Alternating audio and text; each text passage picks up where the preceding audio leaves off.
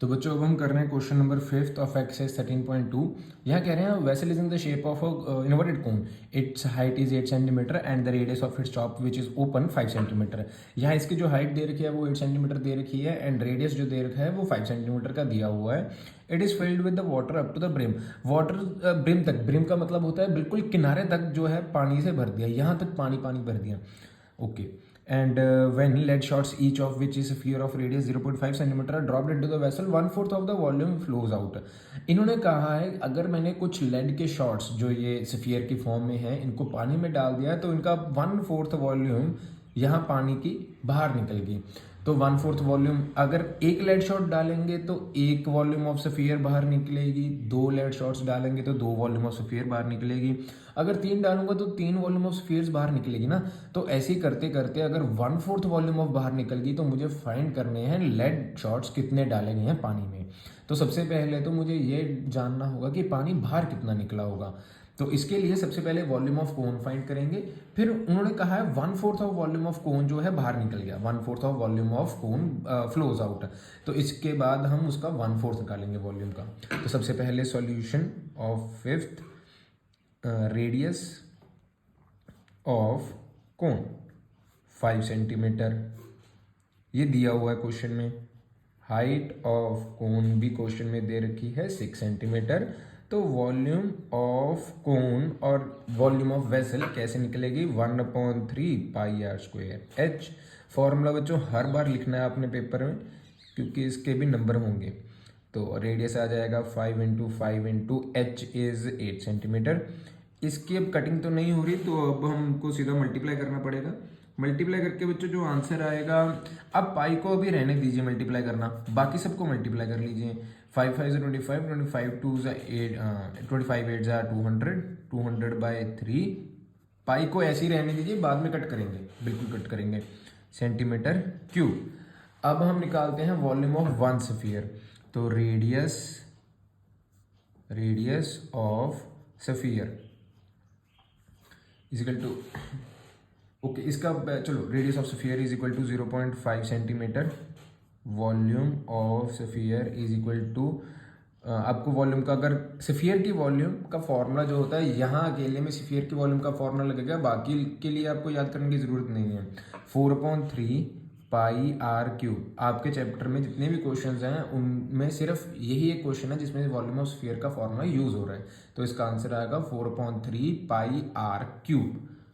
4/3 पाई को अभी पाई की फॉर्म में ही रहने दीजिए बच्चों। मैं इसको क्यों कह रहा हूँ क्योंकि बाद में ये कट हो जाएगा, आपका काम मुश्किल हो जाएगा अगर आपने पाई को ओपन कर लिया, तो ऐसे ही रहने दीजिए।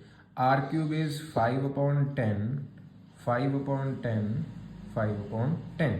तो इसकी कटिंग 5 1 2, 5 1 2, 2 और 2 के साथ बच्चों 4 कट हो गया। तो हमारे पास जो बचा 5 1 2, तो हमारे पास जो बचा बच्चों π/6 centimetre cube. This is the volume of one sphere. Okay, volume that flows out, volume that flows out. Volume बाहर कितनी निकलेगी बच्चों, 1/4 ऑफ वॉल्यूम ऑफ वेसल। इन्होंने ऐसे ही दिया हुआ है बुक में। तो 1/4 ऑफ का मतलब होता है मल्टीप्लाई, वॉल्यूम ऑफ वेसल हमने पहले निकाल ली 200/3 पाई, 4 1 4 5, आंसर विल बी 50 π/3। वॉल्यूम जो थी वो बाहर निकल गई। अब कितने लेट शॉट्स के कारण बाहर निकली, अब हम उसको निकालेंगे। तो अब हम आगे लिख लेते हैं, लेट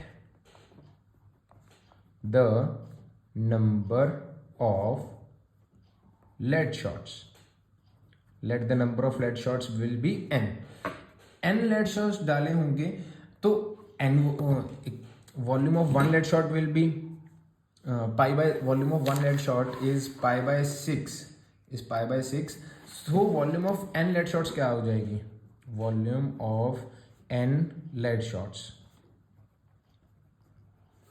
इज इक्वल टू, देखो एक की π/6 है तो n की n × π/6 हो जाएगी। ओके, अब n लेड शॉट जानने के बाद हमारे पास जो वॉल्यूम बाहर निकली कौन से, वो उसका आंसर आ रहा था बच्चों 50 π/3। तो अब हम इसको कैसे लिखेंगे n pi by 6 must be is equal to 50 pi by 3, क्योंकि बच्चों n अगर इस वॉल्यूम को मैं उसके अंदर डाल रहा हूँ कोण के, तो ये वॉल्यूम तो बाहर निकल रही है, तो ऐसे ही लिखना पड़ेगा। अब हमने n निकाला, नंबर ऑफ लेट शॉट्स, तो वो 50 पाई बाय 3, यहाँ 6 डिवाइड में उधर जाके मल्टीप्लाई, पाई मल्टीप्लाई में उधर जाके डिवाइड में, पाई से पाई बच्चों कट, तो इसीलिए मैं कह रहा था कि वो कट हो जाएगा, हमें लिखने की ज़रूरत नहीं है। 50 into 2 is 250 into 2 will be 100, so 100 lead shots must be put so that 1/4 of the volume of cone will be flows out। Thank you बच्चों। अब हम करते हैं नेक्स्ट क्वेश्चन। हेलो बच्चों, तो अब हम करने जा रहे हैं एक्सरसाइज 13.2 क्वेश्चन नंबर 6। तो इस क्वेश्चन में क्या कह रहे हैं, solid cylinder a solid iron pole consists of a cylinder of height 220 centimetre. एक कहते हैं सॉलिड सिलेंडर है जिसकी हाइट 220 सेंटीमीटर है। डायग्राम मैंने पहले बना ली ताकि हमारा टाइम ना वेस्ट हो। At the base diameter is 24 centimetre. अभी डायमीटर 24 सेंटीमीटर है तो रेडियस कितना हो जाएगा उसका, हाफ 12 सेंटीमीटर, ये मैंने लिख लिया। एंड कहते which is surmounted by another cylinder. Surmounted का मतलब होता है बच्चे ऊपर, उसके ऊपर एक और सिलेंडर दिया हुआ है जिसकी हाइट है 60 सेंटीमीटर, तो हाइट 60 एंड रेडियस दिया हुआ है इसका 8 सेंटीमीटर, तो रेडियस मैंने 8 सेंटीमीटर मार्क कर लिया। ये पूरा नहीं है, ये सिर्फ हाफ रेडियस ही है।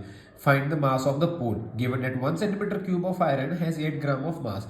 तो यहाँ 1 सेंटीमीटर क्यूब की बात कर रहे हैं तो ऑब्वियस सी बात है हमें वॉल्यूम ही निकालना पड़ेगा, क्योंकि क्यूब जो यूनिट्स होते हैं वो वॉल्यूम के होते हैं। तो 1 सेंटीमीटर क्यूब का मास 8 ग्राम है, जो इसकी वॉल्यूम निकलेगी उसको 8 से मल्टीप्लाई करके हमारे पास पूरा टोटल वेट आ जाएगा। तो अभी हम इसको कैसे करें, सबसे पहले हम बड़ा आर लिख लेंगे, यानी कि रेडियस ऑफ बिगर सिलेंडर जो है 12 centimetre and height of bigger cylinder is 220 centimetre. और उसी तरह रेडियस ऑफ स्मॉल सिलेंडर था बच्चे 8 centimetre and height of smaller cylinder है बच्चे 60 सेंटीमीटर। नाउ अब इसकी वॉल्यूम निकाल लिया, volume of solid will be volume of bigger cylinder plus volume of smaller cylinder. इन दोनों की वॉल्यूम्स को अगर प्लस कर देंगे तो हमारे पास आंसर आ जाएगा। वॉल्यूम का फॉर्मूला क्या होता है बच्चों, pi r square h plus pi r square h. Common जरूर निकाल लीजिए, पाई को कॉमन निकाला, r square h plus r square h हमारे पास बच गया। एंड पाई जब कॉमन निकाला तो हमारे पास आएगा 22/7। आर है बच्चों 12 सेंटीमीटर, 12 स्क्वायर मल्टीप्लाई एच थी 220 प्लस 8 स्क्वायर इंटू 60। अब बच्चों मैंने इसकी कैलकुलेशन पहले ही कर ली, हमारा टाइम ना वेस्ट हो, इसलिए इसका जो आंसर आया था वो हमारे पास आया था 1164.5 सेंटीमीटर क्यूब। ये हमारे पास वॉल्यूम आई थी। अब बच्चों हमें अब निकालना है वेट, तो ऐसे लिख सकते हैं mass of 1 centimetre cube is equal to 8 gram, mass of 1163.4 centimetre cube is equal to 8 multiply by 1163.4 centimetre cube. और हाँ, ये हमारे पास इसको मल्टीप्लाई करके जो आंसर आएगा वो आ जाएगा बच्चों 893 समथिंग।